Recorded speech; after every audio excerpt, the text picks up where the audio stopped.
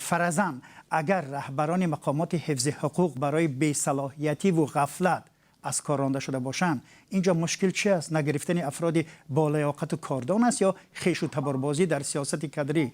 کی کار را به اینجا کشانید؟ جناب عزت‌الله دادابویف، خواهش میکنم. اساساً خیش و تباربازی است. پیش از همین یک سیستم میگم من شما ده همین سیستمی که نیکولا ماکیاولیزم ده یک چی های همون باید من شما ده بگم. همه وقت امپراتور مقامات حفظ حقوق ارمیا، مقامات حفظ حقوق همه وقت همه خیلی معاشش پس میکنند، سطح زندگی پست نگاه میدارد که آنها بر ضد مردم فعالیت کنند تا به چشم مردم همین مقامات شروع شود. برای چی؟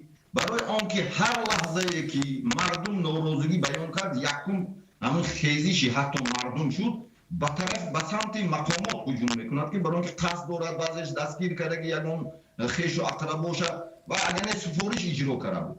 برای همین حساب امپراتور وقت میبورد.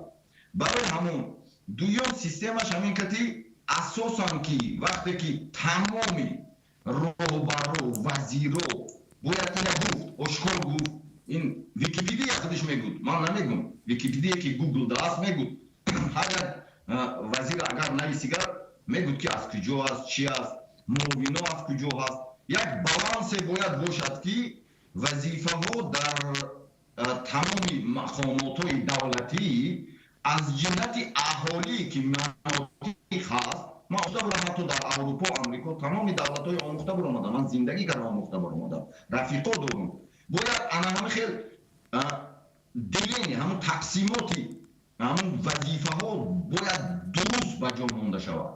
وقتی که درست به جا مانده نمی شود همه خیلی کارو بسیار رو میده. شما گفتید که 11 سال در این سیستم کار کردید. میتونید همین حرفایی که حالا زدید با فکت و دلیل شرح دهید مرحبا؟ من اگر فکت و دلیل کتی بگم، اگر 11 سال من فعالیت کردم، هر یک وقتی که کماند هست وجوده کماند خطی کار میکننده، نپریمیر یک آدم یک گنرال تعیین کردن و گنرال میبیاید کمانده خودش دادی. وقتی که بوزماکوف آوردن از خطلون، نپریمیر میگویم سال 2012 وقتی که ای خطلون آوردن بوزماکوف و همون کماندش آورد خطیش خودش. انا همین چیزا را باید گفت. این یک فکتی که من گفتم، نپریمیر خودش آمد همون کماندش آورد، نظر بختیار بود، اینا نظر بختیار هم آورد کروچی نچنی گلان روز که شهر دوشنبه بسیار شهر و ناحیه ها تمام مفتش های خطلون آوردن، همه آدم کماندی خودشه بسیار نچنی گلان روز که شبای کفتکوی جنایتی ده آدم های خودشه آوردن. یک همین من همه وقت خطا نمیکنم. تا اون وقت سعید جورخان بود، سعید جورخان کار میکرد یا دیگر آدم ها بود، دیگر آدم هایی که مثال نپریمیر سبز شیرالی بود از او پیش. این خیلی سیتواسیون هم نبود. من راست دیگه میگم.